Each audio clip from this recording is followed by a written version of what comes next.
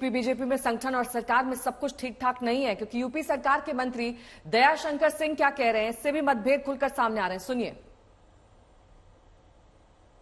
Sir, आज जो बैठक हो रही है, मुख्यमंत्री ने तमाम प्रभारी मंत्रियों को बुलाया, इसके क्या मायने हैं? किस तरीके से उपचुनाव की तैयारी होनी है? कुछ नहीं, अब बैठक है, अब जा रहे हैं हम लोग।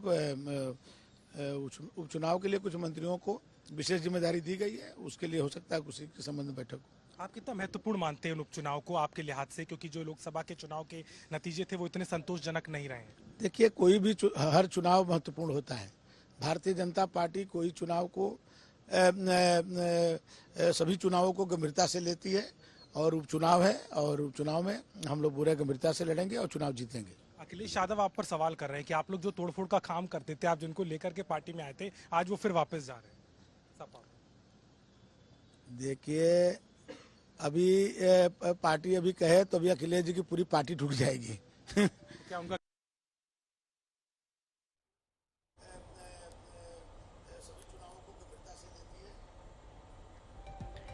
तो संगठन सरकार में तालमेल फिलहाल बिठाने की कोशिश केंद्र की तरफ से की जा रही है। इसी बीच कल शाम जेपी नड्डा और केशव प्रसाद मौर्य की मुलाकात हुई। क्या बात हुई? दरअसल ये एक बड़ा सवाल है कि आखिरकार संगठन और सरकार में तालमेल कैसे बिठाया जाए। क्या बीजेपी वाकई उत्तर प्रदेश में दो फाड़ हो गई है, जिसमें अलग अलग राय इन दोनों खेमों की है? एक तरफ मुख्यमंत्री योगी आदित्यनाथ हैं, दूसरी तरफ डिप्टी सीएम केशव प्रसाद मौर्य हैं।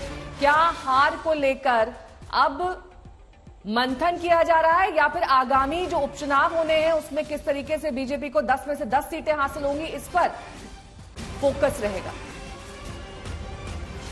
अखिलेश यादव भी देखिए निशाना साधने से पीछे नहीं रहे हैं। यूपी में बीजेपी में जिस तरह से कुर्सी की लड़ाई चल रही है, ठंडे बस्ते में शासन चला गया है। अखिलेश यादव सीधे तौर पर ट्वीट करके निशाना साध रहे हैं। अंदरूनी झगड़ों के दलदल में धंसती जा रही है बीजेपी, और ये भी खुलकर सामने आने लग गया है। पहले हम लोग चर्चा किया करते थे कि बीजेपी के अंदर ये ऐसा नहीं, क्योंकि गहलोत का एग्जाम्पल दिया करते थे, कहते थे बीजेपी में देखिए ऐसी कुछ स्थितियां होती नहीं है। लेकिन अब एक हार बीजेपी पे अभी भारी पड़ती हुई नजर आ रही है। किस तरह अंदरूनी कलह अब खुलकर सामने आने लग गई और विपक्ष उसको अब लेकर निशाने पर भी साध रहा है। अभिषेक मिश्रा मेरे सहयोगी जुड़े हैं तमाम जानकारी के साथ। अभिषेक, देखिए बेहद दिलचस्प है, जब पिछली बार जब 2019 में लोकसभा के चुनाव हुए थे, तब जबरदस्त जीत हासिल हुई थी उत्तर प्रदेश में, तब इस तरह की कोई स्थिति सामने आई थी। लेकिन जब हार हुई है, अब इस हार में दो फाड़ हो रही है वहां पर पार्टी, और सब हार का ढीकरा अलग अलग कारणों को दे रहे हैं। इस बीच पार्टी को संजोना यहां पर आसान काम नहीं होगा। जेपी नड्डा मुलाकात कर ले, अमित शाह मुलाकात कर ले, जितने भी मंथन कर ले, कितनी भी बैठकें कर ले, लेकिन कहीं ना कहीं किसी को जिम्मेदारी लेनी होगी, और वो जिम्मेदारी अभी तक किसी ने नहीं ली है। किसी ने कहा कि अति आत्मविश्वास था जिम्मेदार, किसी ने कहा कि संगठन को महत्व देना जरूरी है, किसी ने कहा कि जिस तरीके से कार्यकर्ताओं और बूथ लेवल के कार्यकर्ताओं से बातचीत होनी चाहिए, तो उनके साथ तालमेल होना चाहिए, तो वो नहीं था। अलग अलग कारण गिनाए गए।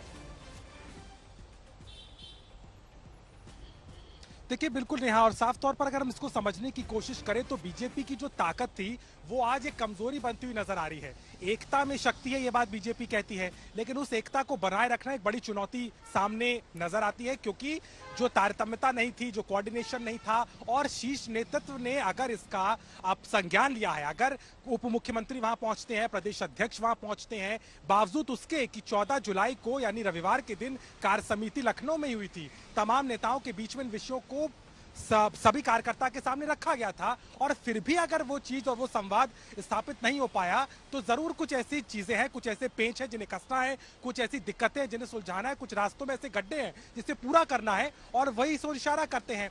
और आज भी हम देख रहे हैं, अभी भी केशव प्रसाद मौर्य लखनऊ में मौजूद नहीं है, वो दिल्ली में है। सीएम योगी आदित्यनाथ 5 कालिदास मार्ग पे बैठक कर रहे हैं, प्रभारी मंत्रियों को बुलाया है, रिपोर्ट ले रहे हैं, और आगे की रणनीति पर बात हो रही है। तो ये सब चीजें इस ओर इशारा करती हैं कि दोनों पक्षों में और खास तौर पर पार्टी के अंदर चीजें फिलहाल ठीक नहीं है। ये जरूर है 2014, 2019 और दोनों यूपी के चुनाव में जो आंकड़ा बीजेपी ने हासिल किया था वो उसी कार्यकर्ता के दम पर हासिल किया। लेकिन बाकी पार्टियों के प्रत्याशी जो आए, बाकी पार्टी से जीत करके जो नेता है उन्हें मंत्री बना दिया गया।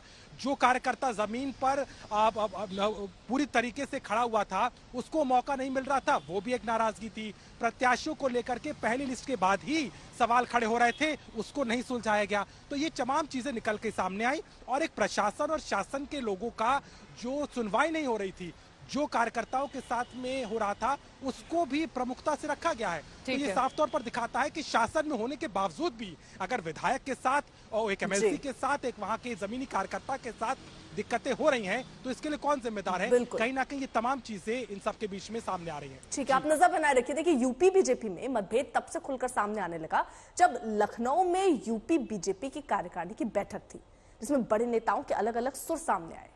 योगी ने कहा कि हम अति आत्मविश्वास का शिकार हुए, इसी वजह से हारे। तो केशव प्रसाद मौर्य ने कहा कि सरकार से बड़ा संगठन है। मैं सदा कहता था और आज इस प्रदेश कार्य समिति में मैं संगठन के वरिष्ठता हमारे देश के और प्रदेश के नेतृत्व के सामने कह रहा हूं, संगठन सरकार से बड़ा है।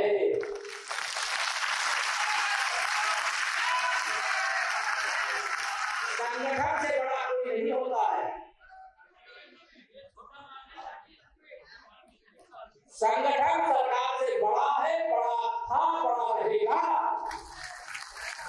और वह अति आत्मविश्वास कहीं न कहीं हम लोगों को जहां चोट पहुंचाने में, उस विश्वास पर खरा उतरने में, उन अपेक्षाओं पर खरा उतरने में, जहां कहीं न कहीं उस विश्वास पर कहीं न कहीं चोट पहुंची, वहीं साथ ही साथ जिस विपक्ष ने चुनाव के पहले हिम्मत हार करके बैठ गया था, वो आज फिर से उछल कूद करने का कार्य कर रहा है। 1500 पार्टियां हैं देश में, छोटी और बड़ी मिला के 1500 पार्टी। किसी भी पार्टी में आंतरिक प्रजातंत्र नहीं है। अधिकतर पार्टियां परिवारवादी पार्टियां हो गई हैं और अधिकतर पार्टियां अपने और अपने लोगों को परवरिश करने पर लगी हुई पार्टियां हैं। ये अकेली भारतीय जनता पार्टी है जो इस मूल मंत्र पर चल रही है, सबका साथ, सबका विकास, सबका विश्वास, सबका प्रयास। मैं एक बात और कहना चाहता हूं कि हम सब लोगों को अपने आत्मविश्वास हमेशा अपने साथ रखना चाहिए और आत्मविश्वास के साथ साथ आत्मचिंतन भी लगातार